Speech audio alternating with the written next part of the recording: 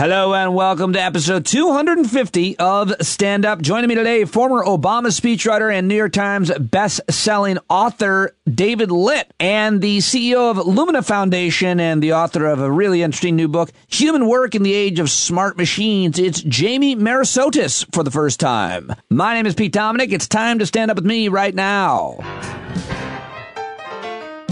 Hey guys, welcome to today's show. Very happy to have you listening. Thank you for all of your contributions. Several people sending me their nature photos yesterday. I can't get enough. Get outside, send me your pictures, standupwithpete@gmail.com. Of course, I'll feature them. I'll feature one of them at least in the morning email for all paid subscribers, which I hopefully you are. Definitely need more people subscribing to the show. Got thousands of listeners, adding new people every day, but it is a challenging thing to sustain and to keep at a high quality, and I need your support. So go to the paid subscription link on the show notes and sign up now, or sign up for somebody else. Get somebody a gift subscription. Just go to patreon.com/Pete Dominick. And I hope you'll join me Thursday night with author and speaker, anti-racist, the great Tim Wise will join me to discuss his new collection of essays, Dispatches from the Race War. That is Thursday at 8 Eastern. Again, if you're a subscriber, you will get the link in the morning email. And finally, please support my sponsor. Go to givewell.org/standup and make a donation. This is the month to do that. Up to $250, and they will match your donation if you're a new donor. Okay, those are all the announcements. I've got a great couple of guests joining me today. Lots to discuss in this first section, of course. I play a lot of yesterday's audio, I call it, and then coming up we'll do the news dump. But every day we learn new things from my expert guests about you, yourself, your community, your country, your planet, your life, every day here on the show. And great conversation about the future of work coming up with Jamie Merisotis. His new book is really very interesting. And before that, I'll be speaking with David Litt, of course. Always great conversation with David Litt. And I always want to know who you'd like me to have on the show. So send your guest suggestions to standupwithpete@gmail.com. All right, let me just start by mentioning some of the headlines, and one of which I feel like is pretty relevant, that COVID fatigue is hitting at the worst time possible. Fastcompany.com has a headline, "I can't handle it anymore. COVID fatigue is winning at the worst possible time." An exclusive new Harris poll conducted for Fast Company shows fatigue around COVID-19 is leading to less news consumption and more risky behaviors. I hope that you'll stay connected with me and the community here on Stand Up and not turn away from the show. I'm trying to have more guests on the program that aren't always based just on the news cycle, and certainly not just relevant or related to COVID. But it would seem that we are seeing all kinds of terrible, exhausted behaviors, like this scenario that took place in a Denny's. This is a clip that went viral yesterday where a waitress at Denny's actually, I don't know where this Denny's is, but this Denny's employee quit on the spot after being tired of dealing with the anti-maskers. These two assholes come into Denny's with an agenda, with their cameras rolling, and this poor waitress has just had it. I think the audio isn't perfect, but the ending of this clip is just so good, which is why, of course, it went viral yesterday. As frustrating, as challenging as it is, I absolutely love the way she handled this, but no doubt it's an example of people just being exhausted with all of it. Listen closely here, the Nothing's Gonna Stop Us Now from Starship soundtrack. We have a religious exemption, but we just don't want to wear a mask. They just don't. Pardon me? So, it's under the Civil Rights Act of 1964 that we have an exemption, religious exemption. No. What is wrong with you people? Ma'am, we're not saying. I'm not working for this shit anymore. These guys won't put their mask on. I'm sick of feeling like this. Wait, stop. Why are you discriminating against us, ma'am? I'm not discriminating against you. Yes, you are. Roger, I can't do this. You can't stop. I'm sorry, you can't come in without a mask. The governor has said no mask, no service. Sir, the Civil Rights Act says we can claim a religious exemption for not wearing a mask. We're not sick. No, not here. Okay, and then you lost our business. Okay. We'll go somewhere else.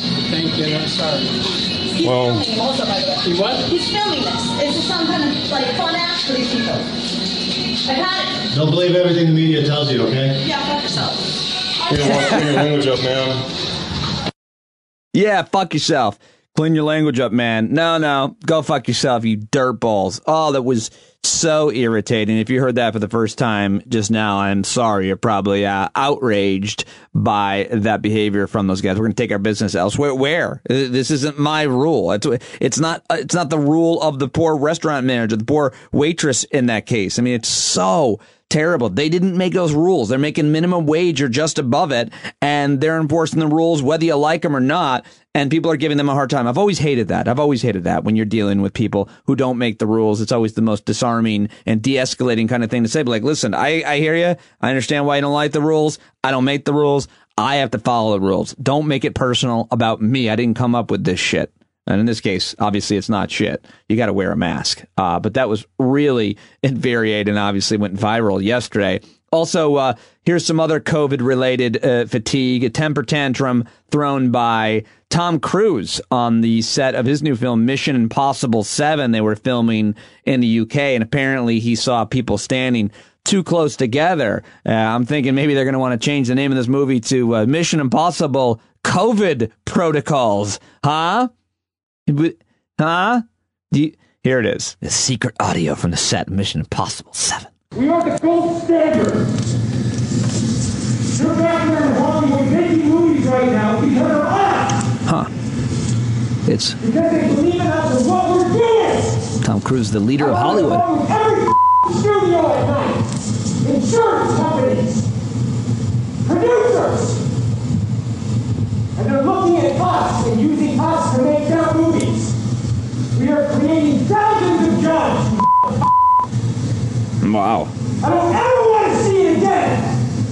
Ever. And if you don't do it, you're fired. And if I see you do it again, you're gone. And anyone on this crew does it. That's it. And you too. And you too. And you. Don't you ever do it again. Wow. Tom Cruise. That's it. No apologies. Okay. Sorry. Oops. You can tell it to the people that are losing their homes because our industry is shut down. It's not going to put food on their table or pay for their college education. That's what I sleep with every night. All right. Well, taking on a lot of responsibility, Tom. The future of the industry.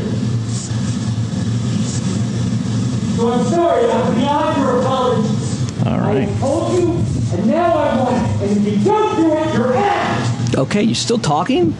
Screaming? We are not shutting this movie down. All right, take it down a notch, Tom. Easy, Mav. Is it understood? If I see it again, you're gone. And so are you. Ugh. So you're going to cost him his car. And I see it on the set, you're gone. And you're gone. That's it. Am I clear? Do you understand what I want? Do you understand the responsibility that you have? Crystal. Because I will deal with your reason. And if you can't be reasonable, and I can't deal with your logic, you're fired. That's it. That is it.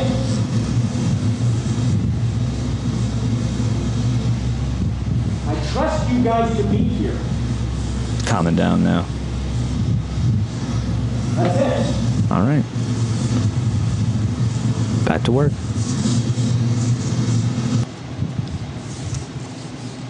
That's it, guys. You sure that's it, Tom? Because, I mean, Mr. Cruz, you sure don't want to scream at us some more?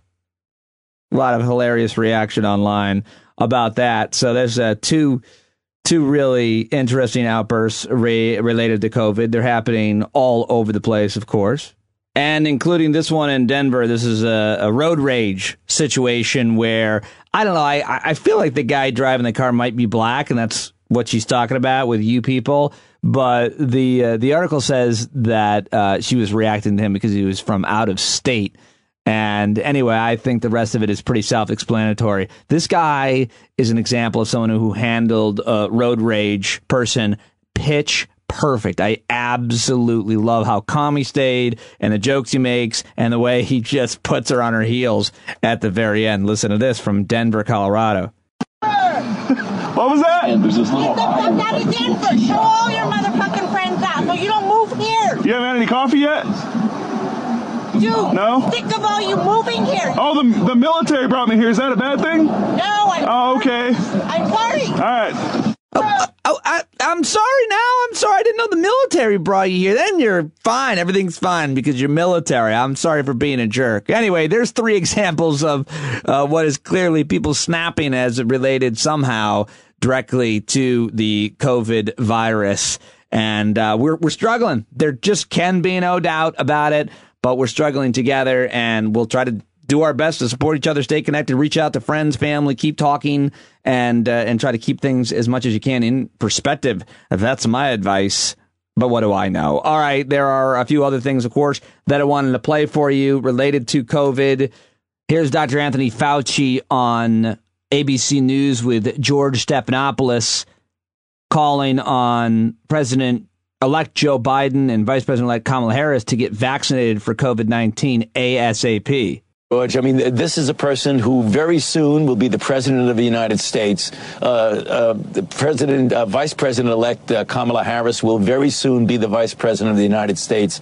For security reasons, I really feel strongly that we should get them vaccinated as soon as we possibly can. You want him fully protected as he enters into the presidency in January. So that would be my strong recommendation. What about President Trump? He's already had the virus. Should he take the vaccine? You know, if he were asking me, I would recommend that he do that, as well as Vice President Pence. You still want to protect people who are, you know, very important to our country right now, even though the president himself was infected and he has likely antibodies that likely would be protective. We're not sure how long that protection lasts. So to be doubly sure, I would recommend that he get vaccinated, as well as the vice president. So there you go. Dr. Anthony Fauci on ABC News yesterday calling for Biden and Harris to be vaccinated as soon as possible. And here are just a couple more COVID-related headlines. CNN has an interesting op-ed piece about how the pandemic has destroyed friendships and divided families. The Associated Press is reporting that there's an over-the-counter home test for COVID-19 has gotten the green light. CBS News reporting dozens of children may have been exposed to COVID-19 while having their photos taken with Mr. and Mrs. Santa Claus. In Savannah, Georgia, apparently 50 kids were involved. Yikes. What do you want for Christmas, little boys and girls? I want COVID, Santa. There you go. Sorry. Ho, ho, ho, all over your face and neck. Thank you, Santa. It's actually, wow, I got exclusive audio from one of the Santa's visits down there. A well-placed microphone. I should probably clean it off. Here's a headline, COVID-related, from Thomson Reuters Foundation. Majority of small U.S. businesses see worse coronavirus impact still ahead, according to a poll. Most small business owners in the United States believe the worst of the coronavirus pandemic is still ahead of them, with half saying their operations would permanently close within a year unless the business environment improves, according to the U.S. Chamber of Commerce on Tuesday. Germany has announced a, quote, hard national lockdown starting next week and continuing through the Christmas period. There are fewer than 100 ICU beds remaining in LA County, according to CNN. Moderna's COVID-19 vaccine is apparently very promising, according to the FDA advisory group. And the U.S. hit a record number of COVID-19 hospitalizations on Tuesday. United States reported 112,816 COVID-19 hospitalizations on Tuesday, setting a new record high since the pandemic began, according to the COVID Tracking Project. CDC will award $227 million to states for COVID-19 vaccine distribution and response. That's good. And let's end on a happy COVID recovery story from Minnesota, where a 170-year-old woman has beaten COVID-19. Her name is Tilly Dybing.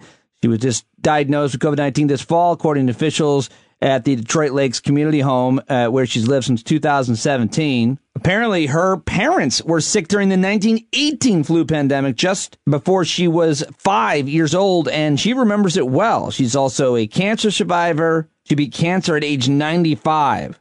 The nursing home said they're happy that Miss Dai Bing has recovered and thanked her family for trusting them with her care. We continue to be so grateful to see that smile and hear her infectious laugh each day, they posted on their Facebook page. She is such a blessing to our community. Well, that's a happy COVID recovery story to end the COVID headlines segment on. All right, let's shift gears and talk about the latest in the aftermath of the election and the denialism by Trump, his supporters in media, and the Republican Party. Mitch McConnell finally did the right thing. It only took him over a month.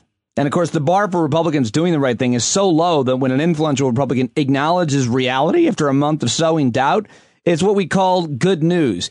Here is Mitch McConnell unequivocally endorsing the simple fact that Joe Biden is the president-elect and that the electoral college has spoken. But our system of government has processes to determine who will be sworn in on January the 20th. The electoral college has spoken. So today I want to congratulate President-elect Joe Biden. The president-elect is no stranger to the Senate. He's devoted himself to public service for many years. I also want to congratulate the Vice President-elect, our colleague from California, Senator Harris. Beyond our differences, all Americans can take pride that our nation has a female Vice President-elect for the very first time. I look forward to finishing out the next 36 days strong with President Trump. Our nation needs us to add another bipartisan chapter to this record of achievement. But our system of government has processes to determine who will be sworn in on January the 20th. The Electoral College has spoken. Now, if I were to summarize succinctly the reaction to that, it was too little too late, asshole. But to be more specific, let me just read some of the reaction. Dave Weigel writes, time for the state legislatures to appoint an alternate Senate Majority Leader who will carry on the fight. Sarah Longwell tweets, I can't believe Hugo Chavez got to Mitch too. Shake my head. Alex Berg, breaking news, Senator Mitch McConnell did the least. Kaylin Ford, Mitch McConnell is the wedding guest who sends you a crock pot for your registry 364 days after your wedding. And Adam Goldberg at the Adam Goldberg writes, breaking, Senate Majority Leader acknowledges shape of Earth. And finally, one more. Chris Sommerfeld tweets, it took McConnell so long to acknowledge this reality that Vladimir Putin beat him to it, which I think is true. I think Putin congratulated Joe Biden before Mitch McConnell did. Moscow Mitch, everybody. And now, of course, he is being savaged by the right, Trump supporters, people like Mark Levin and others. So that's exciting to see play out right now. Here's Robin Roberts over on ABC News getting reaction to Mitch McConnell finally accepting the win from the vice president-elect Kamala Harris. I think it's critically important. I applaud Mitch McConnell for talking to Joe Biden today. You know, it would have been better if it were earlier, but it happened. And that's what's most important. And so let's move forward. Let's move forward. And where we can find common purpose and common ground, let's do that. Let that be our priority.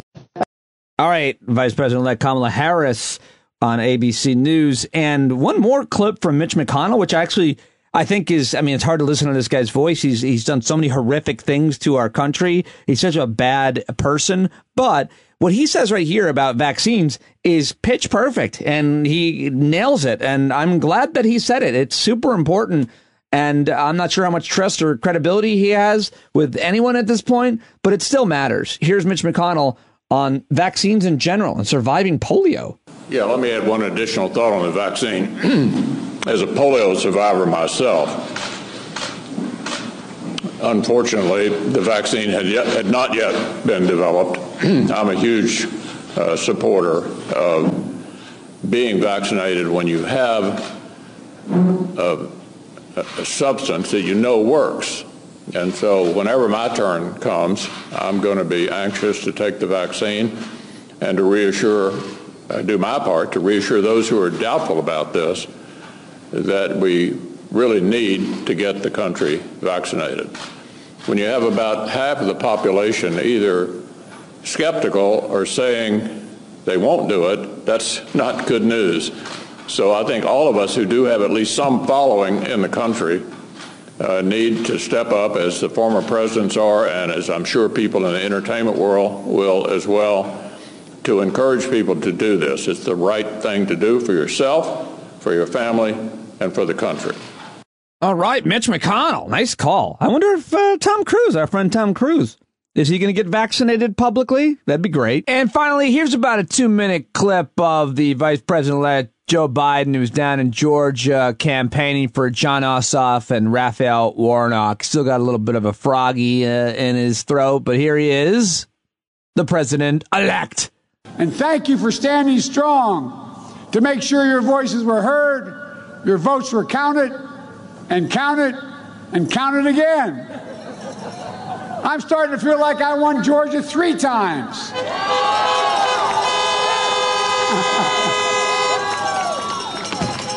I have to say, it feels pretty good. You know, I think all of you just taught Donald Trump a lesson. In this election, Georgia wasn't going to be bullied. Georgia wasn't going to be silenced. Georgia certainly wasn't going to stand by and let Donald Trump or the state of Texas or anyone else come in here and toss out your votes. But you know who didn't stand by? You know who did nothing while Trump, Texas, and others were trying to wipe out every single one of the almost 5 million votes you had cast here in Georgia in November? Your 2 Republican senators. They stood by. In fact, your 2 Republican senators fully embraced what Texas was telling the Supreme Court. They fully embraced nullifying nearly 5 million Georgia votes. You might want to remember that come January 5th. Now, I'll try to be generous here in the spirit of the season. Maybe your senators were just confused. Maybe they think they represent Texas. Well, if you want to do the bidding of Texas, you should be running in Texas, not in Georgia. Because you know what? You got a couple of folks running for the United States Senate in this state who aren't confused at all. Jon Ossoff, Raphael Warnock, they're running to represent Georgia. Georgia. They'll actually fight for you, represent you, stand up for you. They won't put Texas first. They won't put Donald Trump first. They won't put themselves first either. They'll put you first, the people of Georgia. There's no doubt in my mind, none, that if Texas or Trump or anyone else in the United States Senate tries to do anything except respect the will of the people of Georgia, they'll move heaven and earth to stop them. All right, I got to play this guy who's terrified of Joe Biden for you. It looks like he's standing on federal land when he makes this video. At least that's what a lot of people are saying. And he's terrified of, I mean, legitimately, I think he's really scared of Joe Biden. He's wearing it's only a hat snowflake. It says it's only a hat snowflake on his red hat, and also a socialism sucks sweatshirt. And I don't think there's that many guys like this. I almost hesitate to play it for you, but it's kind of entertaining and also scary and depressing at the same time. But more than anything else, I felt like it was kind of entertaining. Anyway, here's this guy. He's very scared of Joe Biden. Are you willing to die for your right to continue your freedoms? I know I am. I'm a warrior in this. I know many of you are as well. Because I look at it this way.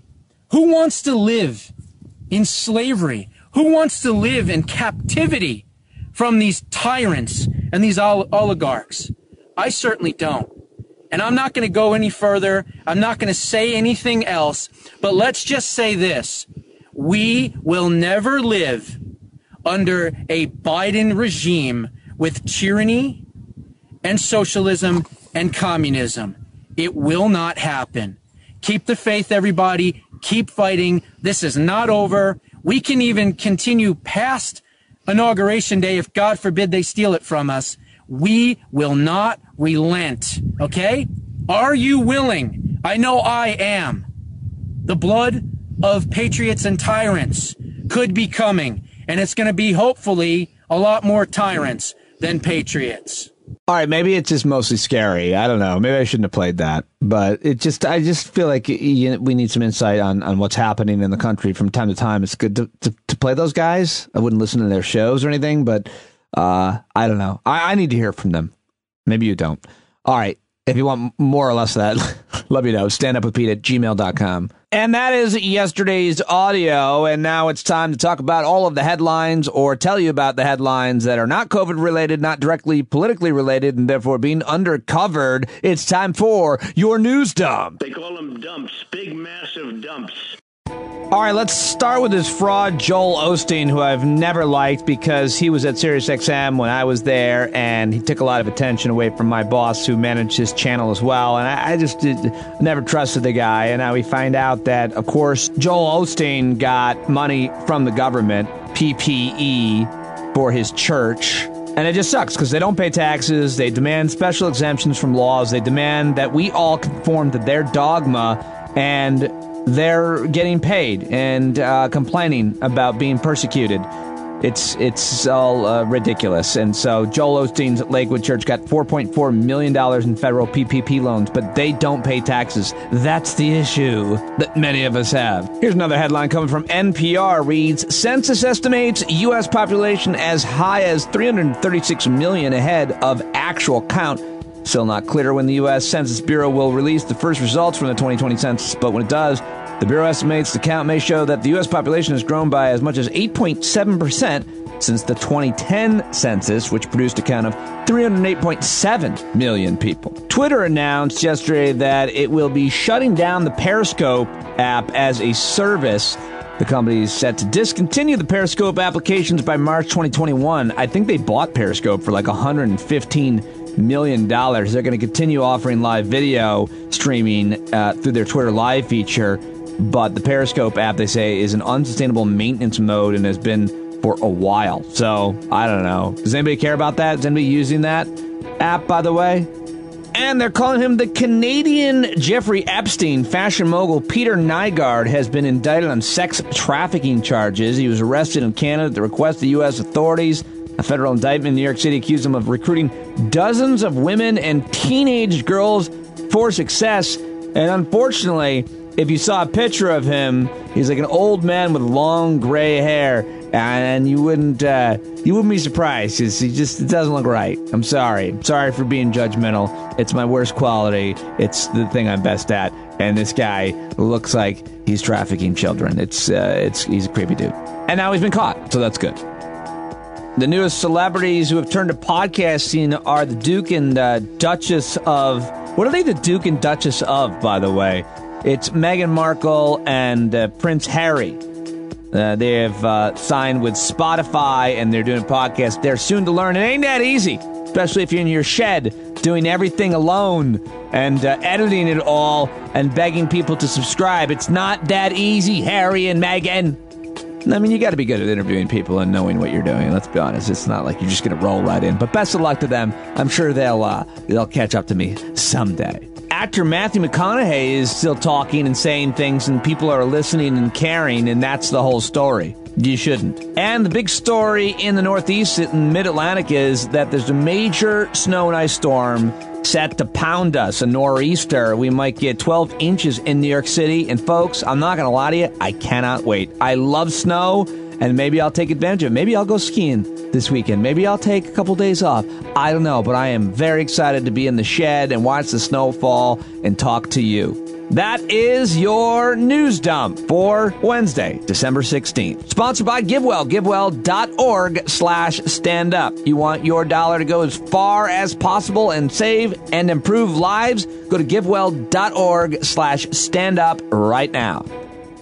Let me get to my first guest today. I always love talking with David Litt. He was a speechwriter for President Obama from 2011 to 2016, as well as a special assistant to the president. He served as lead joke writer for several White House Correspondents Dinner monologues. Since leaving government, his work has appeared in New York Times, The Atlantic, The Washington Post, The Guardian, The Boston Globe, among others. His first book is a New York Times bestselling memoir, Thanks Obama, My Hopey, Changey White House Years, was published in 2017. His new book, Democracy in One Book or Less, How It Works, Why It Doesn't, and Why Fixing It is Easier Than You Think, was published this past summer. It's really good. David Litt is on Twitter at David Litt, and I started our conversation by talking with him about his most recent article, which appeared in The Guardian, titled Claims of Voter Fraud Have a Long History in America, and They Are False. Yeah, let's do it. We have to put voter fraud in quotes, though. It's the history of... There has been voter fraud in America, but this was the history of I'm allowed to curse on your anything you want show, right? Yeah, this is the history of like bullshit voter fraud claims. Yeah, as okay. opposed to actual fraud. Well, let's talk about. I mean, maybe we can talk. You didn't write about as much about actual fraud, but what is the difference, and how do we define the difference between actual and bullshit voter fraud? So this is something that like Trump and his supporters, at least those of them who have like spent a little bit of time thinking about history, will point out. It's not like voter fraud has never happened ever in American history, right? Like Mark Harris, a Republican representative, committed election fraud, or candidate committed election fraud. What was it, 2018? So this stuff happened. In North Carolina, that guy? North Carolina. Yeah. There was a Miami mayor's race that got thrown out for fraud in the 90s. And then going way back before the secret ballot, there was plenty of fraud, right? Like it was not this idea that fraud didn't occurs sometimes is certainly not incorrect. However, there's this parallel history in America, which is people who want to disenfranchise voters falsely claim fraud in order to do that. So they, rather than actually fighting fraud, they say, hey, the only way to fight fraud, this non-existent fraud that we're making everyone scared of, is to disenfranchise these people and not let them vote. And there's a very long history of that in the United States. So what we see now, or hopefully is coming to an end, but what we see the president and his allies doing, they're engaging in that long American tradition of making up stuff about fraud in order to try to win elections unfairly. It's not one of the better American traditions, but it's it goes back to our roots. I wonder what he says. It made me wonder what the history is in any other countries and how, if at all, it's similar. Have you ever taken a look at that? I mean, that would be a whole other. I'm sure we didn't invent anything fraudulent in America. We're a pretty young country. I'm sure we stole most of our ideas, but I wonder because I think about it, feels to me, and maybe I'm wrong, but it feels like in your article this is accurate in the history of the type of fraud that we're discussing. It's usually played out against like a marginalized community of voters. You write about women against women voters and against obviously black and brown voters, and certainly that's been the history lately. But is there ever been a time where we try to minimize, white male landowners voters because of where they lived, and so they were likely to vote this way or that way? No, we've also always had a system of election laws that make it much easier to vote the more rooted you are to a place and the more you are non-transient in a community. So if you have lived in, the same spot that your parents and grandparents whenever lived on, and your local officials and you've been voting in the same place for years, it's just not that easy to disenfranchise you. You could theoretically have done it at one point in American history by, reimposing property requirements or something, and that's what they did. But there's not in certain states.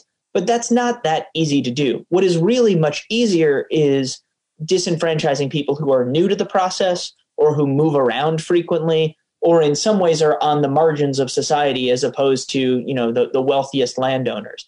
And so it's both a question of logistics and this sort of, political strategy, even though I'd find it immoral, right? Logistically, the easiest groups to disenfranchise are the people who are the least well connected within the sort of establishment, right? The voting establishment, not the elites, but people who are have been in one place long enough that it's very hard to disenfranchise them. And that's why you see that today, right? So students, people who are lower income, You see this in people who tend to rent their homes instead of own their homes. All of these characteristics make you easier to disenfranchise. Also, if you don't have a long history of voting in elections, that's a way of targeting people. So there's lots of ways to target people for disenfranchisement.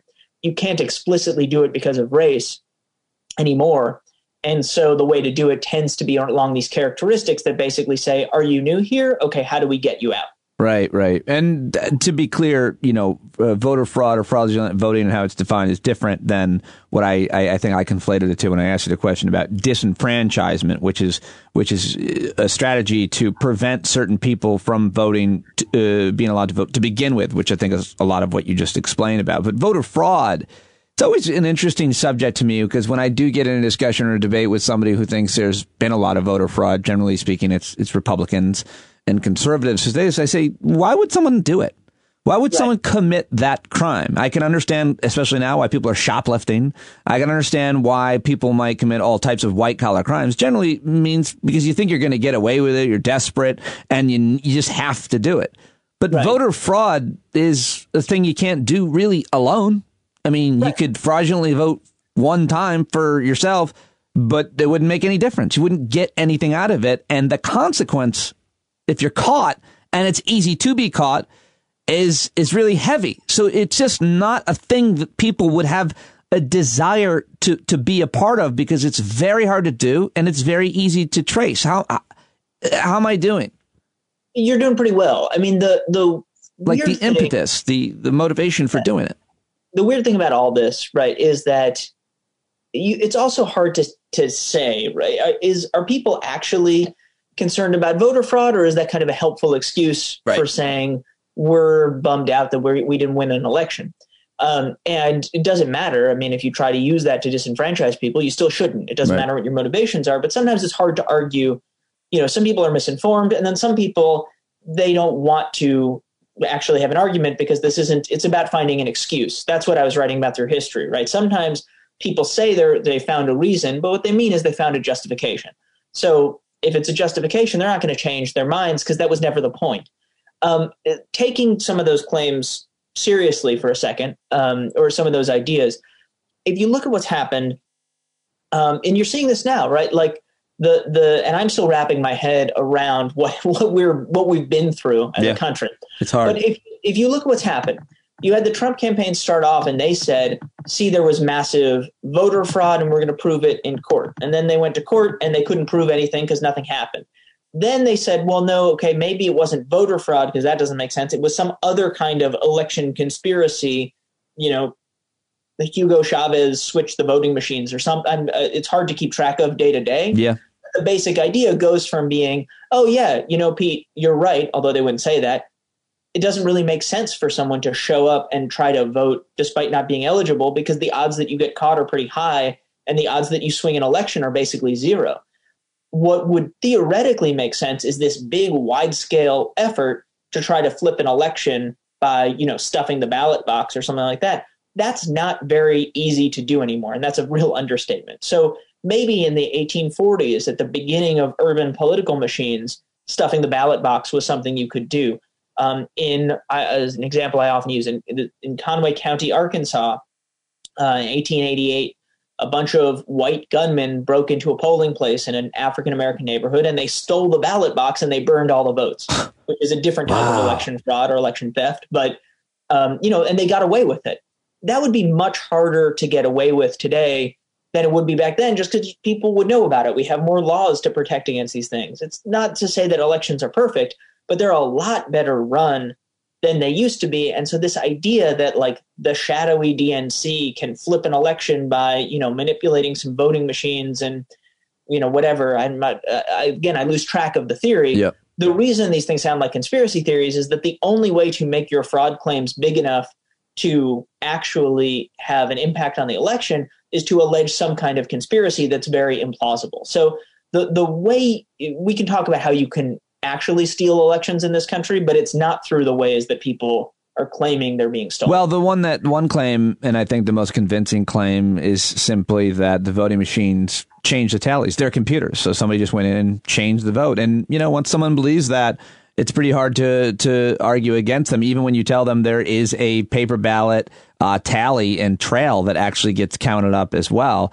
It doesn't matter. I mean, you've lost the thread. As long as you can change in the computer, and that's what they were doing. It's just like, okay, that would be the equivalent of stuffing the ballot box or burning the ballot box, I suppose. Well, here's what I would say to that is, sure, if you never audited an election and you had nothing else to compare it to, and all you had was a computer and no paper trail, but that's not the world we're living in, right? So, number one, most states, I believe, if not as close to 50%, require election audits. And I think those that don't should. So auditing an election is a very good idea. The same way that you audit, or the IRS is supposed to audit people's taxes. They should do more of it, frankly, especially for rich people. Because what they're doing is not saying, hey, Pete, we're auditing your taxes because we think you've committed a crime. They're saying, hey, we're going to check so that we find out if there's anything irregular. And that's going to deter you from any funny business. States are already doing that. So these audits that are being performed, if they're, if suddenly the number of votes was going crazy or things were switching from one thing to another thing, it's not like we would have no way of knowing it. The other thing is, if you look at every election in the country, you see a very consistent pattern in this election. Trump did very well with his base. To his credit, lots of new voters came out, especially in rural areas and in his white working class base, to support Trump. He did a lot better than Clinton or Obama did he did a lot better than he did against Clinton with Hispanic voters and Latinos. And then, and marginally, not very much, but tiny bit better than African Americans. With African Americans. This time around. Those patterns hold true through the whole country. So the idea that you would flip votes and then somehow the election would still follow consistent patterns nationwide makes absolutely no sense. A good example is he lost Texas. Biden, sorry, I'm like losing track of who's who at this point. Yeah, it's been a long few weeks for democracy. So Biden lost Texas by 5.5 points. If I said, Pete, the Democrat loses Texas by 5.5 points, do you think he wins Pennsylvania? You'd be like, yeah, of course, right? Because that's how these things track. Right. So none of the things we're seeing make no sense. They all make a lot of sense. That's what's so. And the other thing I should just add to this is the danger would have been in a close election, because then you would have things that by definition, the election would have been decided by something that's kind of fluky, because that's how close elections are always decided. You can always say, well, if it wasn't for this random thing, everything would have changed. Yeah, Bush Gore, 2000. We're really in danger as a country is what happens when there's a close election and someone can point to something that's a little bit of an outlier and say, hey, what about that? But this is like the most basic standard, like anyone looking at this says, oh, yeah, okay, the story's really clear here. You don't need a wild conspiracy to make the story make sense. And in fact, for the conspiracy to happen, what you're saying is the real result made absolutely no sense, which, again, there's no basis to that. And it doesn't mean people won't say it, but they're not saying it because they believe it or because they want you to be convinced. They're saying it because they don't want to accept the results of an election. Right. They're also, you hear in Trump's defense, a lot of politicians saying, listen, people have a lot of questions and those questions need to be answered. And you're like, they only have a lot of questions because the president of the United States and his supporters in right wing media are making up questions. Because of what you're saying is really interesting and I think important and true. And another shorter way of saying it is the surprising thing is that there were no surprising things. Like this election, we had so many really important, I think, well-written, well-researched think pieces about what could go wrong. And I think those kinds of pieces are good for the public to understand what potentially could go wrong. But I think the most obvious thing to happen is exactly what we thought would happen, is that certain states made it harder. And so it was harder. They wouldn't allow you to count votes earlier. And so it took longer. It was all made up by design. And the president of the United States was sowing doubt. Just found out it's S-O-W, not S-E-W. Yep, that's what I learned on Twitter because I'm a dum-dum. And I remember in New York Times Magazine, they printed all of the tweets on the cover of the magazine that he had sent out, sowing that doubt about an upcoming election. So basically, everything happened as planned. There really weren't any major surprises, luckily. And as you said, things tracked about the way we thought they would. And I think the where I want you to pick up here is just explaining some of them. The president saying, look, in the middle of the night, all of these big, massive dumps came in. And it's like, yeah, not surprising. It takes longer to count more votes in Milwaukee and Detroit, and those are black people, and they don't like you. That's what happened in the middle of the night. Those votes got counted and they came in, and it's not hard to explain, David. Well, no surprises. So take just for fun, let's actually dive into this theory, right? So let's say he was right, and there were these huge ballot dumps that came in, and they were all fraudulent. This is the president's theory. In that case, what he's saying really happened is that turnout in Milwaukee, in Madison, in Detroit, Philadelphia, Atlanta, he's saying that turnout in those places was about like 30 or 40%, which it's never 30 or 40. He was saying that this was a historically high turnout election everywhere except these cities. And then for some reason that he hasn't yet to explain, the real, quote unquote, real turnout in these specific cities was lower than it's been in decades, if not ever. Why would that make any sense? If that were the case, that would immediately set off alarms, right? You would say, hey, that does not make a lot of sense. Maybe there was some funny business here. The result we had actually says the opposite. Okay, this makes a rough amount of sense. In fact, one of the weak spots for Biden was that turnout in big cities was flat compared, in a lot of places at least, compared to 2016. As opposed to turnout in the rural areas, which was way up. So, Trump overperformed relative rural versus urban. Where he got creamed was in these suburbs, and that's what made the difference.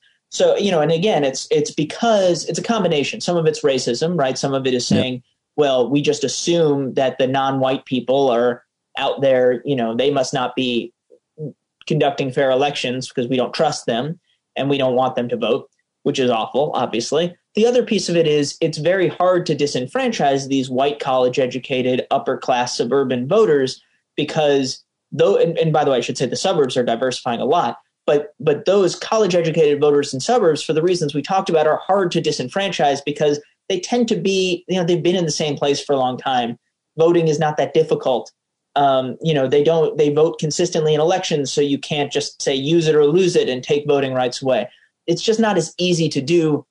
Logistically, we may see some efforts, but it's hard.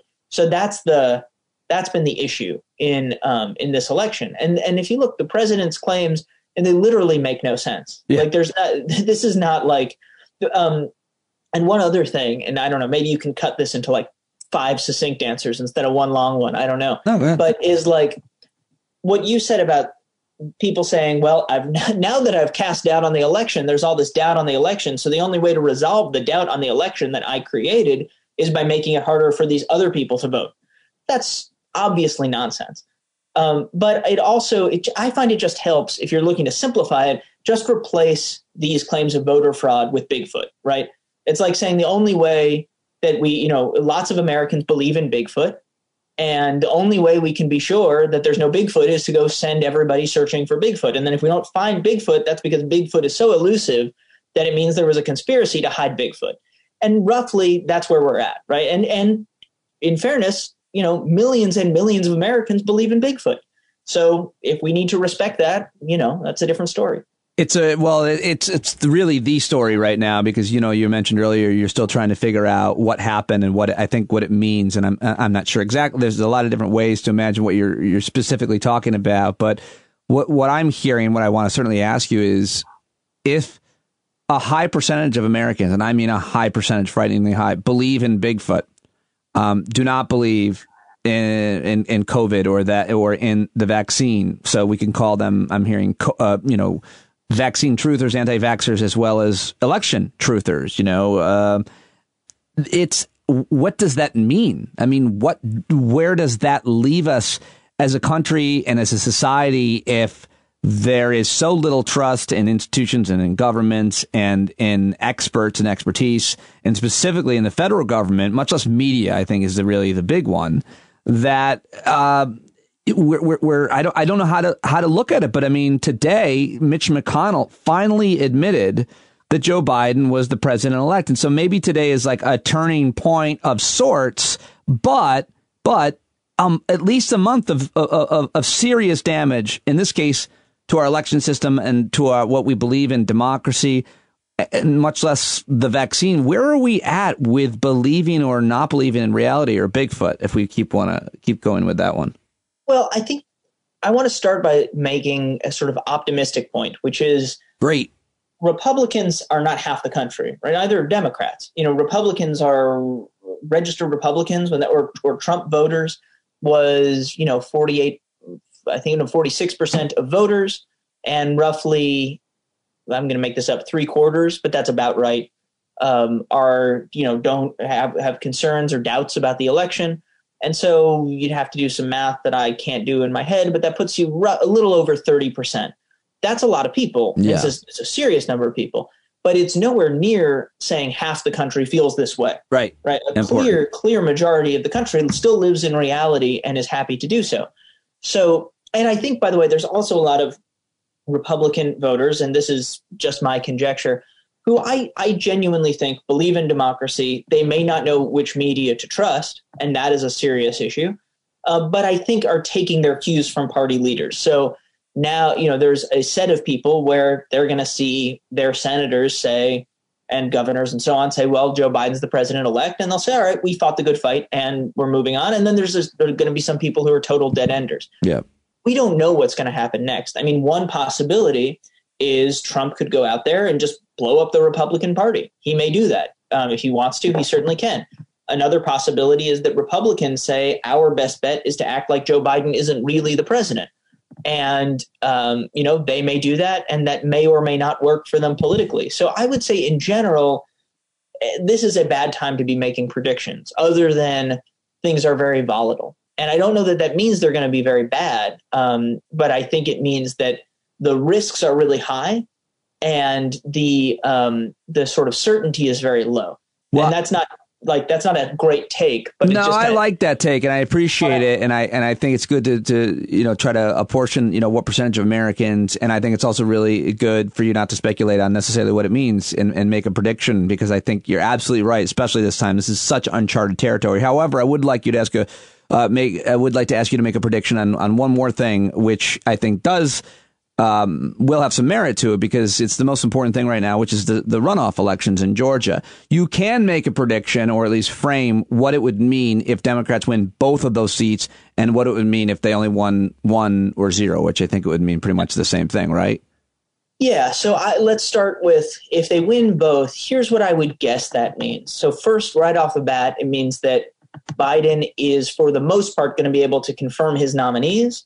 And most importantly, it means that if a judge retires or, steps down for some reason, it means that Biden will be able to, without having to ask for Mitch McConnell's permission, confirm judges. That's a really serious one, because I don't know whether Mitch McConnell will do what he did during the Obama years and say, nope, Joe Biden doesn't get to confirm a single judge, or whether he tries to kind of meet him, maybe not halfway, but say you can nominate judges, but they can't be super liberal, or whatever his thing is. He's going to have a lot of control over these nominating processes and these confirmation processes if he controls the Senate. So that even a 50-50 split would make a huge deal there.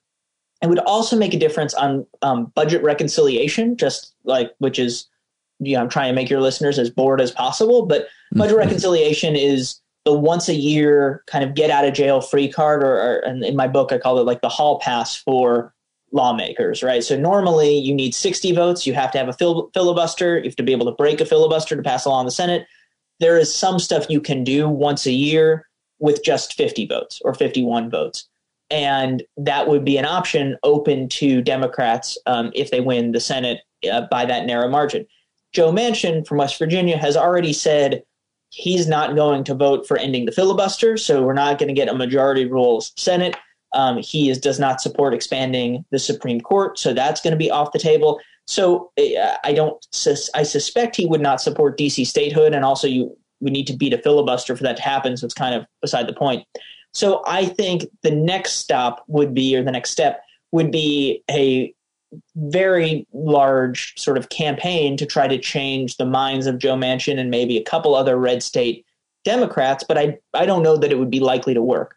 So I think you would see some progress. You would see Mitch McConnell not be able to be as obstructionist, but you don't see a major comprehensive piece of legislation on climate or healthcare or the economy. Well, you could do some of that through reconciliation. So you could do some big pieces of stuff, and I'm not a Senate rules expert, through reconciliation, and you could see big changes that way. I think the biggest changes you're likely to see over the next 2 years are going to be administrative, and there's a huge amount a Biden administration can do, particularly, by the way, since the Trump administration has set all these new precedents about how powerful the executive is, and Republicans went along with it.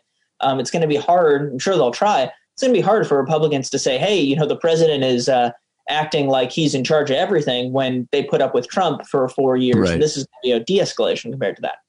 And then the other thing I would say is, and again, the judges piece and the nominees piece is really important. I don't think you're going to see a Green New Deal or Medicare for all or a public option probably.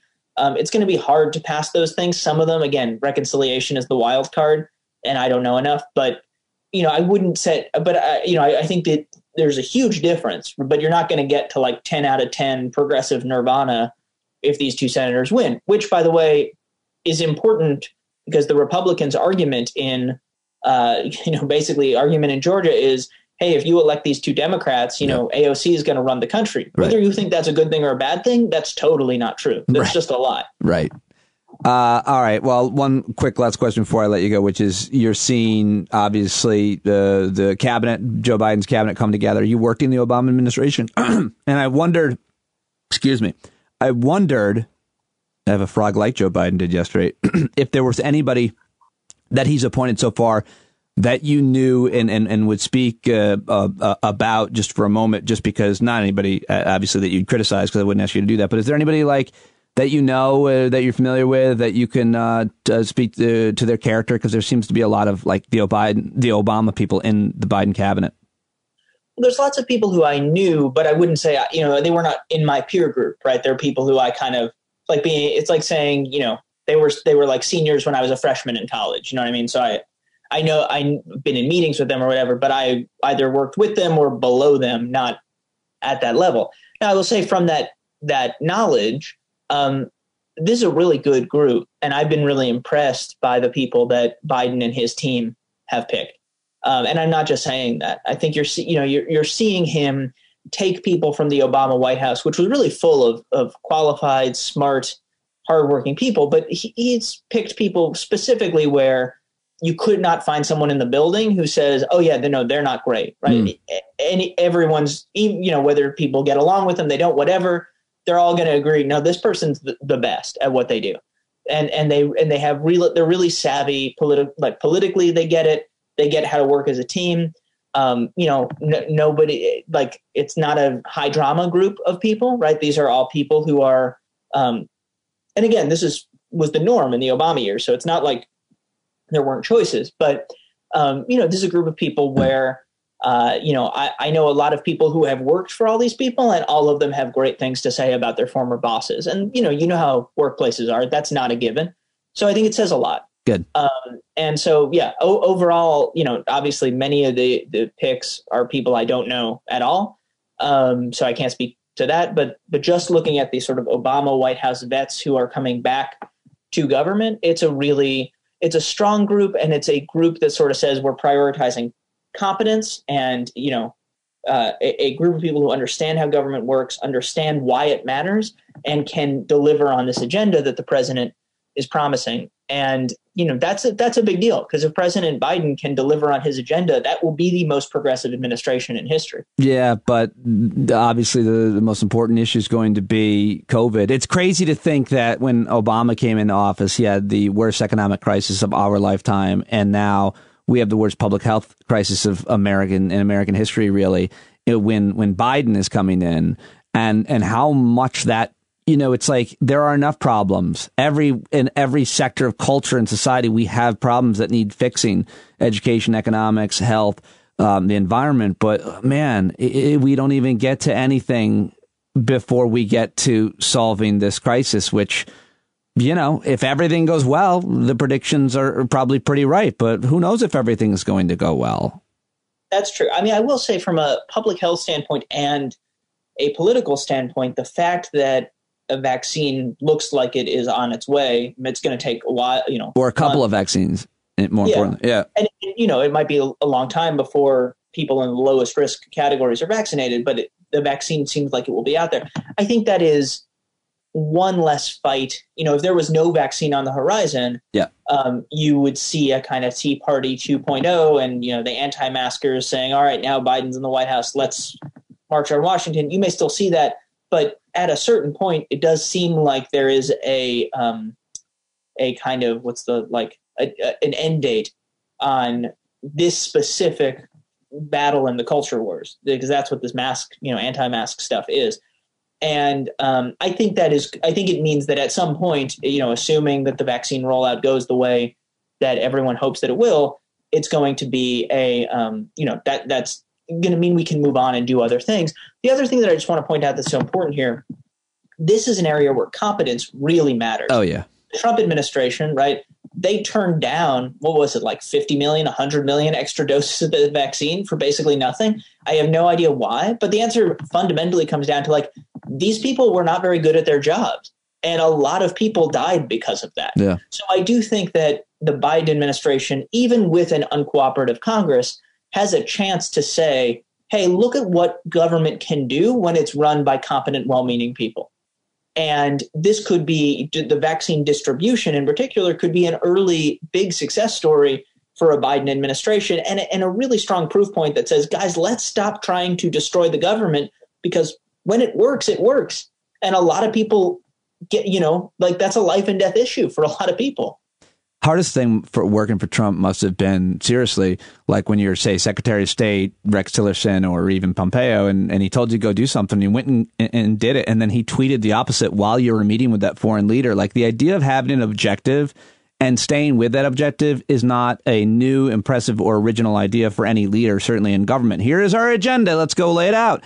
Trump didn't have an agenda, or it would be in a tweet, and then, he'd send the guy halfway across the world and then undercut him. And it's like, you can't get anything done. And that's what I was thinking of when you were talking about just being competent at your job. Number one, qualified. Number two, what the task is. And number three, and most importantly, David Litt, not being terrified of the president of the United States while you're trying to carry out that task.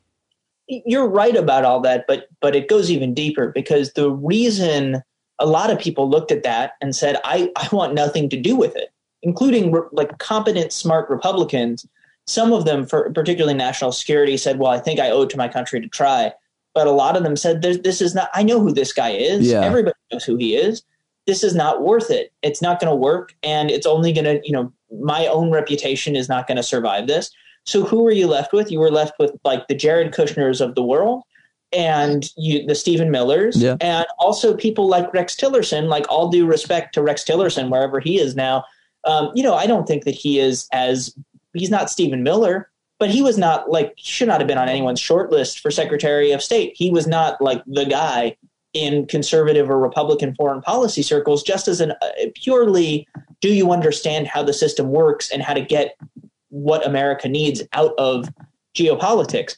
He was not an expert in this stuff. So they were bringing in the C team from the very beginning, and you saw this throughout the administration. Yep. And that's a real problem, even when you put aside the frustrations of it. Right? People who had the good judgment not to join the administration. So all you were left with was people that, whatever else they had going on, by definition, did not have very good judgment. Yeah, you say the C team, but it is. I don't know what you call somebody like Ben Carson at HUD. Why? Why would he even have any interest in a job like that? But maybe, somebody might be like, well, today Pete Buttigieg was, appointed to be transportation secretary. I'm like, well, he was a mayor of a town, and he is one of the most impressive people that we've seen in a very long time. But I don't know, I'm trying to be fair, but there was just a lot of people in positions that had zero experience. Scott Atlas was a radiologist, and Trump saw him on Fox News. And that was a lot of what your qualification was, that he saw you on TV. Lawyers and foreign policy experts especially, much less scientists, doctors. He was a radiologist, and he put him in charge of the COVID task force. And it's people like Anthony Fauci apparently had to answer to a Fox News radiologist. The guy's really, really, I'm not saying that you're calling that the C team, but it's what you're saying is how underqualified, unorganized, and frankly uninterested a lot of them were at doing their jobs. Well, that's, the thing about being in government is it's difficult and it's not terribly dramatic. It's kind of the opposite of like having takes about stuff, right? And this was to a large extent Ben Carson. I mean, he was at one time a renowned neurosurgeon, but the reason he was nominated, the reason he became a sort of player in the Republican world was that basically that he was a pundit. I don't know if people remember this. The reason Ben Carson is famous to Republicans today has nothing to do with surgery. It's that at the National Prayer Breakfast, he got out and compared Obamacare to slavery. And he was totally wrong about everything he said about Obamacare. But he said it to the president's face, and that made him a kind of folk hero in the Republican Party. And so, you see that. You see Scott Atlas. You see the reason apparently that Trump picked John Bolton before they broke up was that Bolton would talk about him and, was on TV, I believe, was one of, like this idea of can you play your part on TV was very big. Yeah. And I think we sort of saw the answer to that. Yeah, communication's important, but it's not the only important thing. And I think to me, I'm not saying that, you can't be a good Secretary of Transportation unless you're a transportation expert. I am I'm in speech writing. I've clashed with experts many, many times. And I think sometimes, at least, I've been right. I think what you're seeing is you can't take a major position in government unless you believe in government and you believe in governing. And that, I think, is the bigger issue, right? It would be like if somebody said, okay, Pete, you're going to coach like a minor league baseball team, but also you hate baseball and believe that baseball shouldn't exist and that your team should lose. Well, your team's not going to do very well. Exactly a perfect analogy. And it's generally speaking, unfortunately, how Republicans see government and what they do when they're in charge of government. Yeah. And it's interesting because, again, we started off talking about with these election conspiracies, there's a divide between voters and politicians. Most Republican voters, they may believe in small government, but if they do, it generally tends to be sincere. They don't believe in no government. They don't believe in dysfunctional or bad government. And if you look at the politicians, they often are taking steps that are actively not just shrinking government, but taking government and refashioning it as a tool for the rich and powerful. And almost nobody likes that. That's not very popular. But that's where we're currently stuck with it. And why that is a whole nother question. But there is a divide between a lot of Republican voters and the people who they vote for. Yeah, we'll have to talk about your analysis on that another time because that's always a really important issue to try to understand why people vote the way that they do. I love talking to you, man. I really appreciate our conversations. And, of course, your books are so good and obviously a lot based on your experiences working in government, as a matter of fact. Thank you very much, David Litt. I really appreciate your time. Yeah, always a pleasure. All right. All right, there he goes. David Litt. Follow him on Twitter. Get his books. They're both very, very good. And thanks to Barry Ritholtz, who just sent me Obama's new book, which I immediately started reading him, and I'm already enjoying it. What books are you sending or receiving for the holidays, if you are? I've got a great list. I'm looking, by the way, for somebody to help me create a bookstore that goes along with the show. I've been needing to do that, as long as I've been hosting this show. But I got to find the most efficient way to do that because I interview so many authors, including my next guest who I met for the first time virtually. This is the first time I've ever talked to him. He is a fascinating, very intelligent guy who is the CEO of an important organization called Lumina, which is nearing the close of 2 decades of higher education policy work. And their organization basically focuses on increasing the percentage of American adults with high-quality degrees and other credentials. The goal is to have 60% by 2025, advocating for higher education to become more equitable, accessible, and accountable.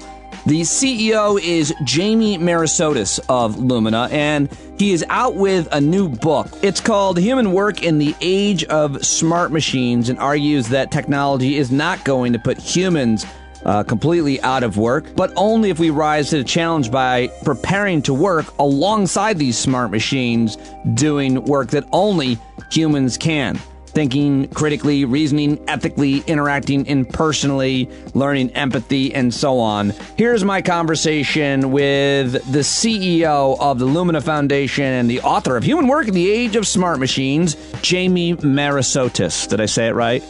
Correct. Nailed it. Thank you very much for joining me. It's really great to meet you and talk to you virtually.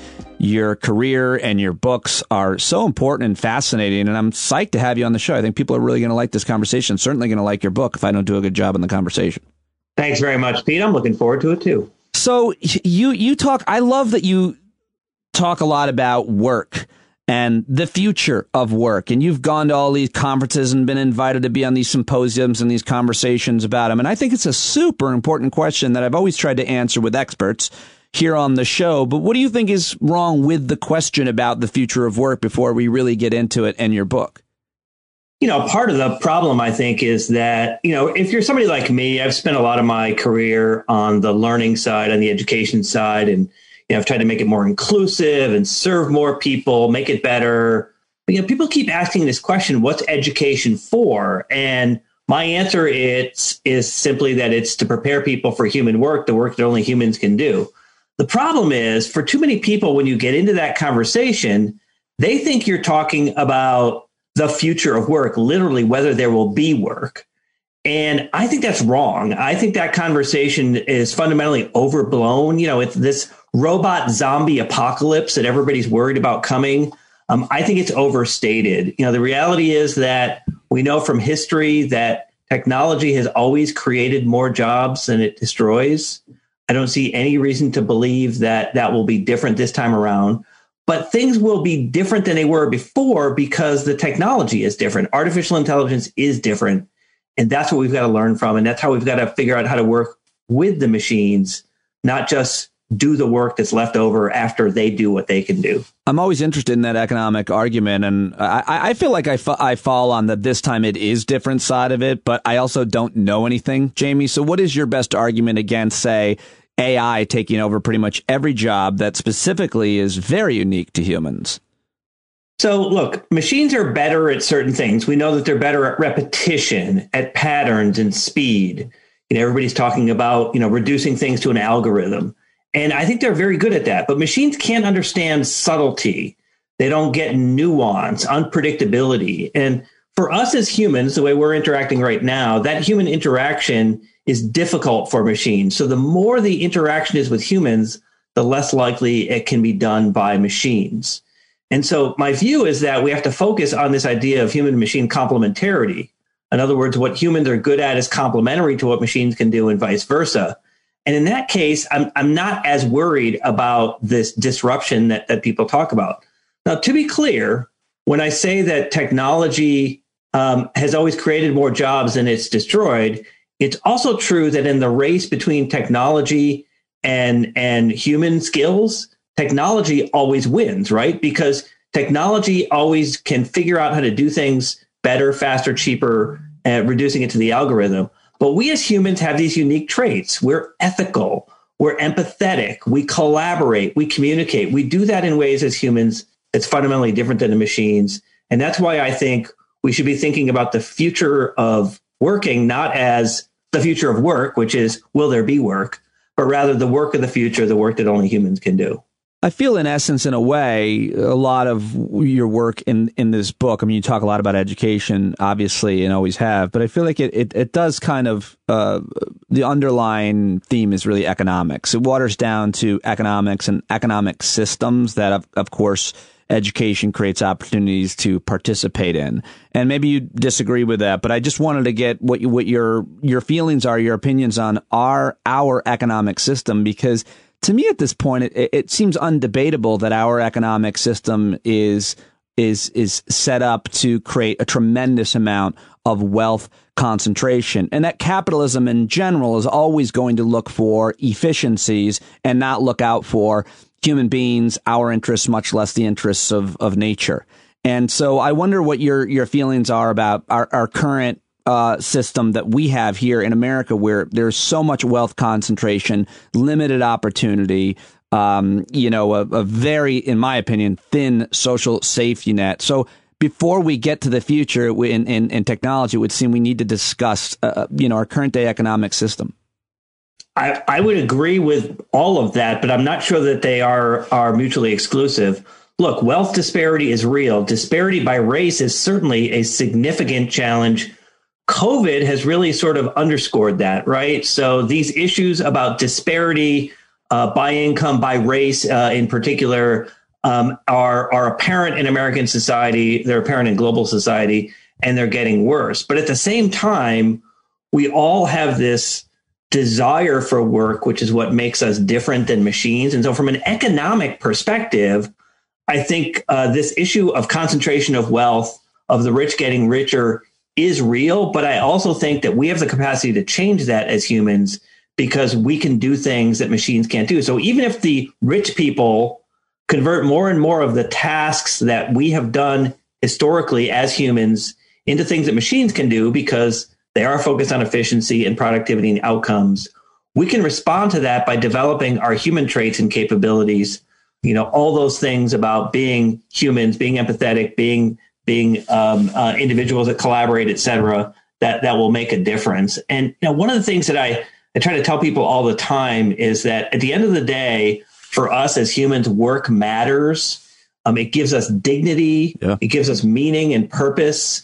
And that's not something some rich guy is going to take away from you just because, he's going to automate your job and take that away from you. You have an ability to develop your own abilities as a human worker so that you can stay ahead of that system, stay ahead of what the system is. Well, let me give you the specific example of how that would play out. I think you address this in your work when you talk about retraining, but the rich guy does take your job, as a matter of fact. Often you're working at a factory on a line, building automobiles, say in Ohio, or where my wife's father worked in the assembly line for Ford his entire career outside Detroit.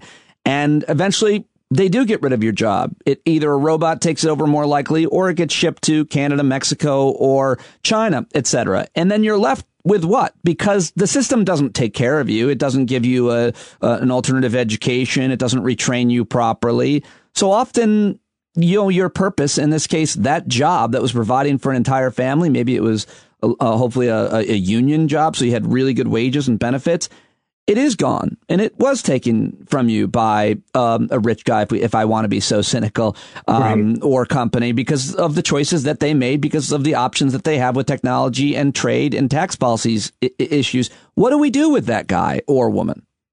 Right. I think we're on the same page. My point simply is that both the individual and we as a society have agency here. So from a societal perspective, we'll say from a government perspective or from the perspective of planning together as a society, we can push back against that by building human traits and capabilities. And from an individual perspective, you've got to participate in the development of those human traits and skills. I tell a lot of stories in the book. I think the best way to sort of talk about human workers is to tell some stories. And I start out the book with an example that you're referring to, right? So this guy who was stuffing pistons into diesel engines for Dodge Ram trucks at Cummins in Indiana.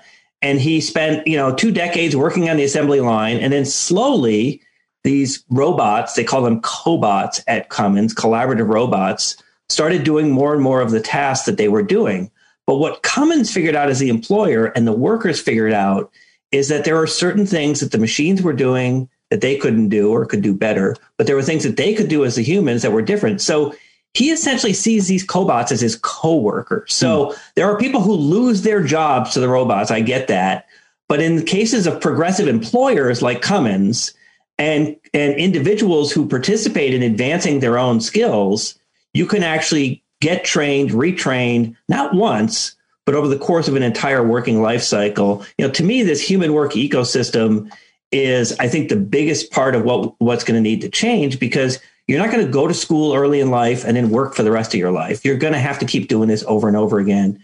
To me, that's a big difference about the changing nature of work. Yeah. It's already upon us. Yeah, no, I'm glad you mentioned that, the big difference, because I talk about this with my dad, who's 75 years old now, and then I think about my daughters and like the difference in our generations in terms of work and how long you would stay at a job and the level of education, how much that education costs, and then obviously retirement and saving. It's everything has changed. But going back to an earlier example, you write about racial disparities and so on, and you've been talking about, obviously, and relating your work to how COVID-19 has affected our society, our culture, our economy.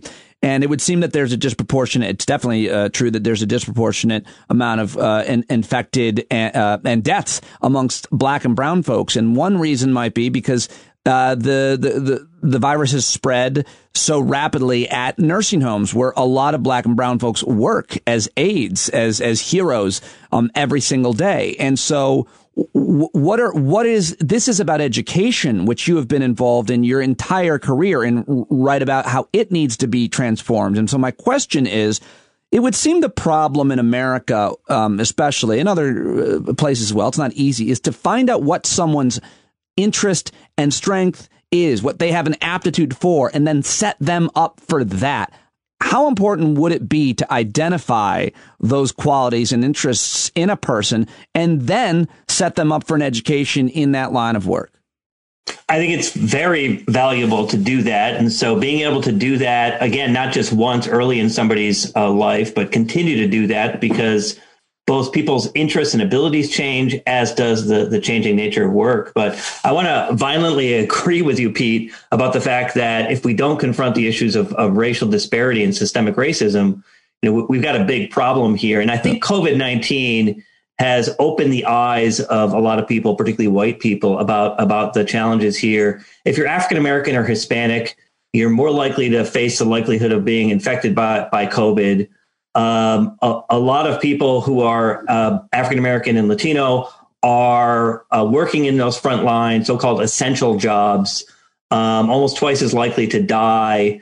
Whites are almost twice as likely to work from home as African-Americans and Hispanics. Yeah. So preparing people for that human work, and in the education system, underscoring the fact that racial equity is an explicit, not an underlying, but an explicit part of the strategy, has to be the case, right? This recession that we are in or entering is clearly making the point, and particularly, by the way, for women of color, that not being prepared for the next phase of work, because many of those jobs that have gotten wiped out in COVID, those jobs are not coming back in hospitality, in retail, those kind of fields. Those aren't going to come back. Those jobs will be automated. Those jobs will change. So these individuals have to be prepared. They have to be told, look, these are the skills that you have, and here's how we can enhance those skills for you as a human worker so that you can move into adjacent spaces. One of the things that bothers me is that for the last several years, it seemed like the solution to everybody's problem was go out and learn how to code. And I'm not sure coding is the solution to everybody's problem. It's fine for some people, but if you're a truck driver and your job's going to be lost because of self-driving vehicles, you're not going to code. But you know what? You're probably going to be interested in working in logistics, which is about moving goods and services. You know something about that. So you can be trained in logistics and you can move from where you were as the person driving the truck to managing the logistics enterprise. That's an example of where that idea of adjacency, I think, is important. My favorite example to give in that case would be the coal miner who is now putting solar panels or building windmills. Yes, exactly. But the problem is that I see is that we don't have the right entities, mechanisms, or interests or incentives to make so much of what you prescribe, what you identify and what you prescribe to have happen. Is it public policy? Is it government's role, the state or federal government? Is it nonprofits? And if it's the private sector, then they have to have an incentive because no private sector company, corporation, or business is going to do necessarily what's best for the community. They're going to do what's best for their company. So if the product can be made in the next state or the next country, they're going to do what's best. So how do you mandate, unless you disagree with that, or force these changes that you have identified and prescribed solutions for? How do you create the changes that you're talking about? Well, let me just underscore something you said, which is everybody has a role in the change, right? So it's employers, it's the educators, it's the policymakers, it's individuals like me who work in philanthropy, and of course the workers themselves. And yeah, the employers have a big part to play here. Employers have to understand that for most businesses, the future is about human work. So you've got to embrace the diversity of your employees and your customers and your communities, and you've got to develop those knowledge, skills, and abilities of your workers, not only for them to do the job that they're doing now, but for them to do the next job that they're going to do, either in your company or somewhere else. Educators, obviously, we've got to sort of transform the learning system and prepare people for human work. But from a policy perspective, we have to do a better job of making the case that there's a long game here and that we don't educate people in K-12 education and then immediately transition them to a sort of traditional 4-year college or university, and then they're done at the age of 22 or 24. We've got to think about this system as a continuous system of learning and earning and serving others, that part about work mattering to people, as part of the policy structure. And so, I do think we are going to have to spend more money, but we should spend money on putting equity first. We should spend money on making clear that what people know and can do should be a focus of what the learning enterprise is, that we should be preparing people for human work, and we should be allocating resources to the learning institutions, whatever they are, workforce agencies, colleges and universities, based on whether or not people are developing those human skills. So to me, there are policy strategies here that sort of connect these ideas about equity of opportunity with the outcomes that society and individuals need, that you can put in place through public policy. I feel like this part of the human experience, certainly part of the American experience, and I would again go back to capitalism and more specifically quarterly capitalism, that we think more about and plan more about and invest more about what's going to happen in the next quarter in some companies, and not in their own country's best interest, much less the next year or 10 years down the road. I think a healthy society would invest in education for its people. In America, we talk about the cost of education way too often. And my issue is always the same. Let's put aside the cost of college, the cost of trade school, just for a moment. And let's talk about where the research says education is most important. The United States of America is one of the only civilized rich countries that does not have universal pre-K. And we have a lot of research that says you're not going to end up in a great place if you didn't get schooling before kindergarten. People don't really always think about that research. But to me, investing in that to get Americans started in the right place is the most obvious form of investment. It might not be as sexy to talk about because you're literally talking about 3 and 4 year olds. What are your thoughts on it? Yeah, facts matter. And the science is very clear, which is that the learning that takes place between 0 and 5 makes a fundamental difference. And if you can address that, then you can get students on the path that a lot of the educators say is critical, the next path, which is being able to read at grade level by the 4th grade. And then if you can do that, then you've got the opportunities that continue from there. So absolutely right. Universal pre-K, I'm absolutely in favor of. And I think as a society, we're overdue from investing in that. Part of our problem, as you know well, is that it's a highly decentralized model of learning in the United States. We don't have a Ministry of Education. And I can argue why that's a good thing for such a large, diverse country.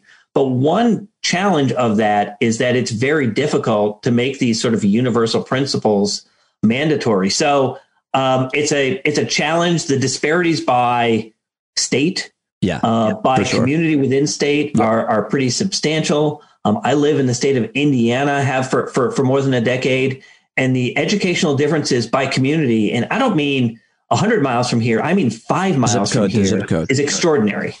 Yeah, super important. Well, I'm glad that you agree with that research, because if you didn't, I would have questions like, oh, maybe it's not accurate. But I mean, universal pre-K. I mean, it's the most sound investment that any nation can make. But, also, healthcare can set people back so much. And the issue of someone like myself going from corporate media to independent media and having to get, be self-employed with insurance, including my wife is in a similar situation, independent contractor. And it's like, again, these systems seem broken and they seem unfair. And you're addressing more about work and humanity in this rather than some of this. So I want to stick back to the book. But I do think that Chapter 6 of your book is important and interesting. Your take, human work in a democratic society, because as you address, we have to be concerned in this country about I don't use the phrase creeping authoritarianism anymore. It's here. People like it. Too many people like it. Too many people are for that. Even one might argue theocracy. They want a religious government. It's really terrifying what's happening here. And it's essential to your book and your work that we combat that and get to a more healthier, more robust democratic society. But we're in a bad place, Jamie, but you're the optimist. We are in a bad place, and I agree. And, you know, I'll tell you a little bit of the story about writing the book. So I wrote the majority of this book in 2019, but I didn't finish it until the middle of 2020. And so you could sort of see this authoritarianism creeping and becoming present very rapidly in other parts of the world and, of course, in the U.S. And I think one of the reasons why, and I lay this out in the book, is that the thing that's appealing about authoritarianism is that from the perspective, well, let's say first from the perspective of the person with the authoritarian tendencies, what do they want? They want conformity. They want to stoke fear of change, fear of other, fear of advantage. And for the authoritarian, you want to stoke that. But that is a clear threat to our liberal democracy, and equally important to the free expression of ideas and ways of living. And so, you know, COVID accelerated that, right? False information about COVID most impacted us as a society because we've got these information bubbles that get reinforced, and those anti-democratic tendencies simply get magnified. But who was most susceptible, most vulnerable to these authoritarian tendencies in this environment? It's the people with the lowest levels of education. So if you look at the percentage of Americans who haven't gotten a post-high school credential, a degree, a certificate, or something else, who say that they believe having a strong leader is good for the country, a third of them say yes. A quarter say military rule would be a good way to govern our country. A quarter. I saw that, yeah. You know, whereas people who have developed their human work traits in formal learning contexts, in workforce programs, in colleges, universities, et cetera, don't have those views. By the way, those individuals who have the higher levels of education are more likely to vote, to volunteer in their communities, to contribute back to our democratic system and activities. So, you know, you've got to develop. This is not something that you innately have. You've got to develop your critical thinking and your ethical decision making and all of those other democracy enhancing traits and capabilities that you have. At the end of the day, that's how you get engaged citizens. That's how you move to a level of free expression of ideas that are based on truth, on objective truth, and you combat and you push back against this idea of authoritarian stoking that fear. And human work offers meaning and purpose. A chance for people, both individuals and society, to share in prosperity. You do that by developing your human work traits. What is it about human work, and how much of what you're talking about necessarily has an outcome being money, currency? Because a lot of the most satisfying things in my life are centered around exercise and like cleaning and organizing. I'm consistently a mess. Everything gets messy, and I'm consistently trying to reduce that mess and clean it and organize it because I feel so much better. It gives me purpose to exercise. It gives me purpose to clean, to make like small improvements around the home. I don't have many skills. My wife would prefer I didn't, but it gives me a sense of purpose and a role in my family and my home to get these things done. So the question is the difference between responsibilities and roles in our life that are rewarded with money and salary, and those that we're not, and how do they blend together, and how can I find a job I'll never have to consider work? So I try to explain in the book, first, look, people need money. So I'm not going to deny that. Money is an important part of our value system. But what people are looking for is balance. They're looking for both financial stability and meaning. They are looking for their lives to have purpose. That's what this idea about work mattering is really all about, that they want the dignity and meaning and social stability, social status that comes from doing meaningful work. And there's a series of surveys that Gallup has done over the course of several decades. And one of the things they find in their surveys is that even for the people at the bottom of the income spectrum, so the bottom 20%, even the people at the very bottom say they will give up some amount of money for meaning in their job. And so having that sense of purpose and outcome, whether it's what you were describing or being able to say that I've made a difference, that I've contributed to something that's greater than myself, is really important. And it's important to workers, not just those who are making the good money and have the free time to do the kinds of things that you're talking about. It matters to all of us. And I think it's a very important thing for us to understand about work. I think we've conflated work with money or job with money for too long in American society. When people want to work, they desire work. It's one of the reasons why you probably saw in the book that I'm a skeptic about, guaranteed basic income, at least long-term guaranteed basic income, universal basic income, because I think people want to work. Yeah. I think they get outcomes from work. Now, as a short-term matter to help people get from here to there in a rapidly changing economy, totally good with that. I think that's really smart. We've seen that with what has happened, particularly in other parts of the world, as they've tried to protect workers during the pandemic.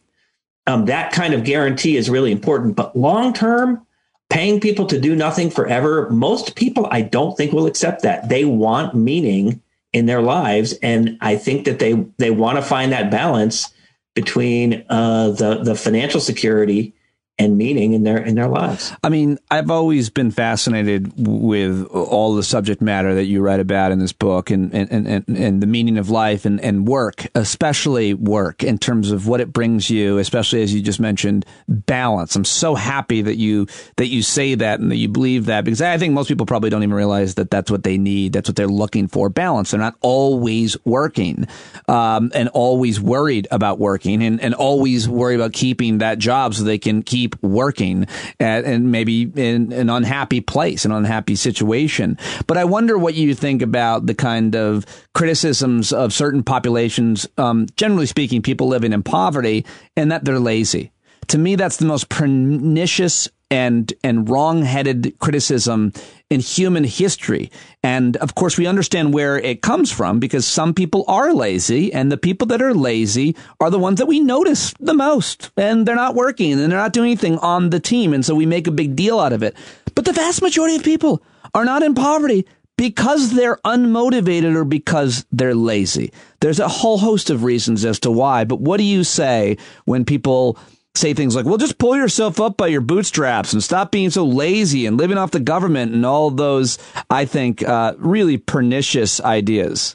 Yeah, I think it is pernicious. And I also think that it defies what we know about human history, which is that the people who have struggled the most and have put the most energy in tend to be the people who have the farthest gap to traverse.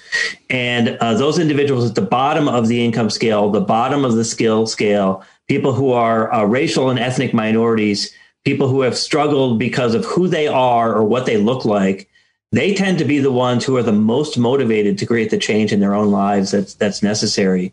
And we've seen this from our immigration history in the United States, right? Which is that the people who tend to be the most entrepreneurial, the most innovative, the ones who are most focused on creating large scale change tend to be immigrants. I mean, the impact of immigration on American society, I wrote about this in a book I wrote a few years ago called America Needs Talent.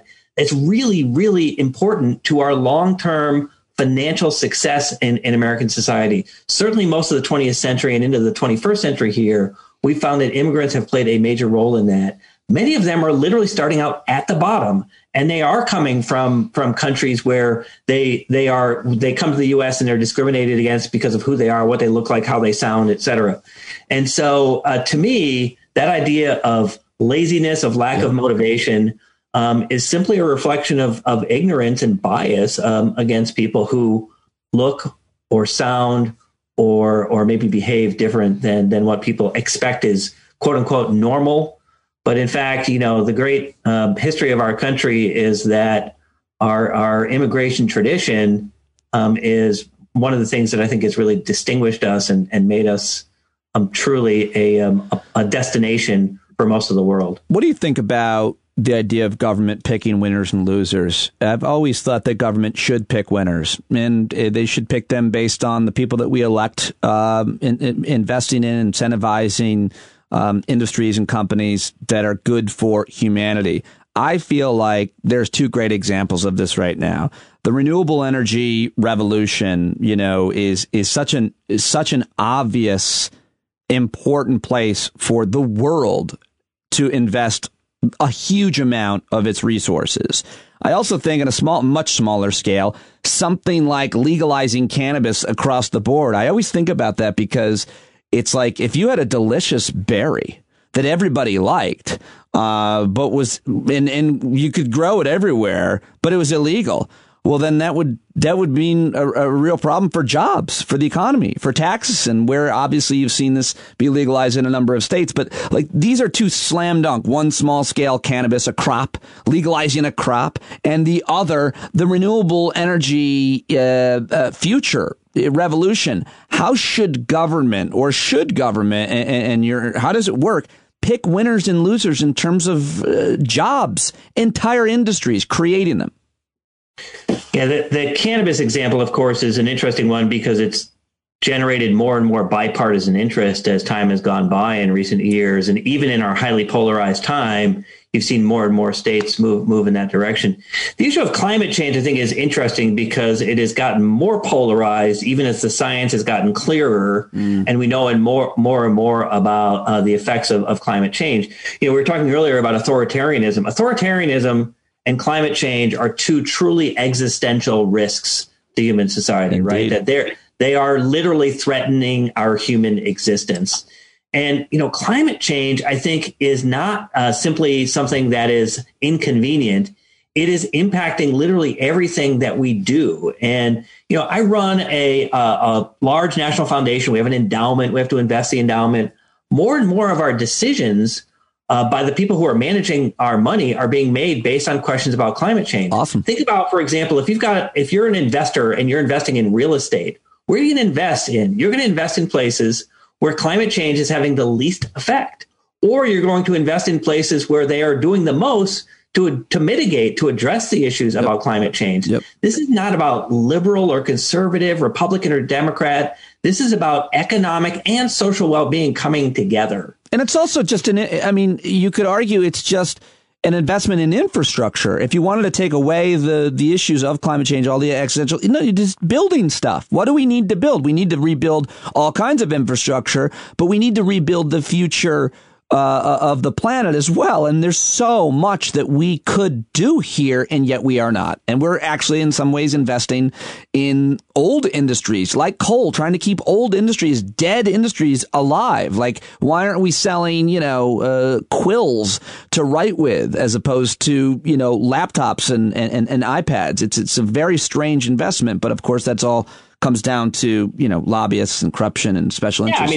The politics, I think, is the barrier. Again, I think that the science is clear. And, we've seen this.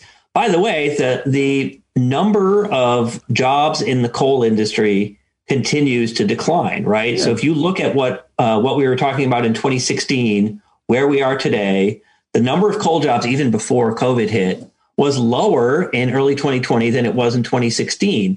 Part of that, I think, is that both the economy, the economic system, and government have both understood that, in fact, there is no long-term future for workers or for society when it comes to coal. And so if you think about this intersection again between what do the workers need and what does society need, workers need the same thing society needs, which is a climate, an environment that is not polluted, that is focused on sustainability, that is aimed at improving the well-being of everyone. And increasingly, I think you see that by the way that work is changing. It's interesting to see the sort of combination of government and market in ways that we don't acknowledge, but actually coming together and addressing these issues. It turns out that we learned about a decade ago that being a green company is not only good for the environment, it's good for your bottom line. And so seeing more and more of that happening, both from the private perspective and I think the governmental perspective, is really important. But we are fighting a race against time. And I think we've got to put our thumb on the scale of not only investing in the things that are going to reduce the pollution and, get us out of this danger that climate change represents, but proactively preparing people for this future of human work that is going to be focused on our human traits and capabilities, that is going to aim at making sure that we are contributing to a net positive, sustainable environment, not one that is continuing to bring down our collective prosperity with things like a polluted environment. I mean, government should, in general, as should any institution, I'm sure yours does, invest in the future. Invest in the future. And they should often maybe be run by younger people who have a greater stake in that future, of course. And so getting back to your book, Human Work, what about the role of community colleges? You have studied, worked with, and written all about them. And I think it's a really underserved or undercovered institution, and often, really insulted, as well, and criticized. Oh, you go to community college. I mean, we all know what comes with that. But I mean, I think it's a great idea. And you write a lot about the role that they can play and the types of jobs that they can train young people and retrain, middle-aged folks for. What about them? Yeah, in education, they are the most important thing that we never pay attention to. Better said. I've said that Thank for a you. number of years. They already educate almost more than 40%, so almost half of all of the people who are enrolled in higher education today. And they play a very important role in two things. One is they prepare people directly for work. In other words, that they have workforce-oriented programs that help people immediately transfer into a work context. They also prepare people for the next level of education. So they have this dual purpose, right? Preparing people for work, preparing people for further education. I think that is a sort of metaphor for what our entire system should be about, right? Which is it should be about this ratcheting, right? You should be working and learning and working. And by the way, through all of that, you should be serving society, serving others along the way in that virtuous cycle of earning, learning, and serving. The community colleges embody that. They are actually the front lines. They educate a substantial portion of the lowest income populations. They disproportionately educate African Americans and Latinos, as well as Native Americans. And they do a substantial job in preparing people for opportunities where time is a variable that impacts people's lives.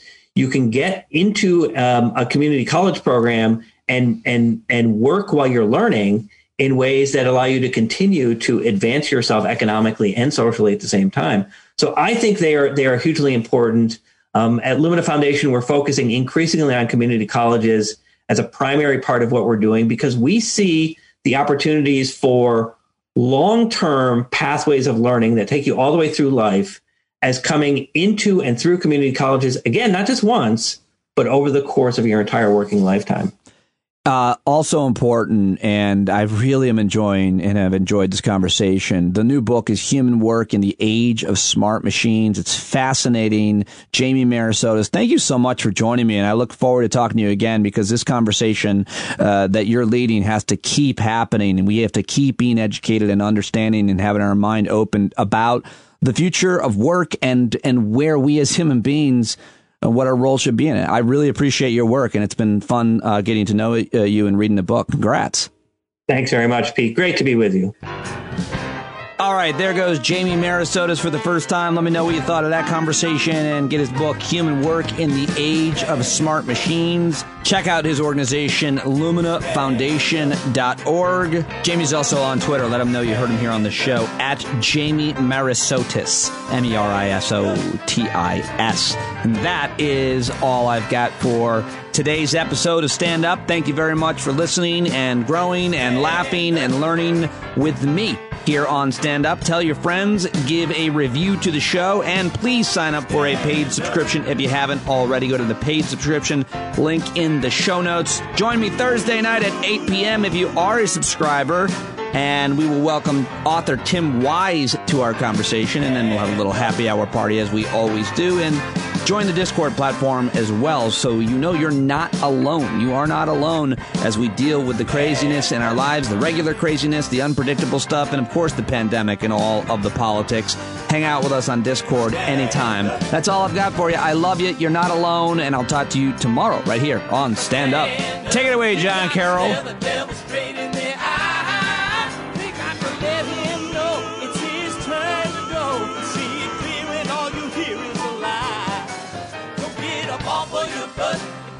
Off of your fence, even if it ain't a very friendly audience, well, they'll begin to listen when you start making sense, and you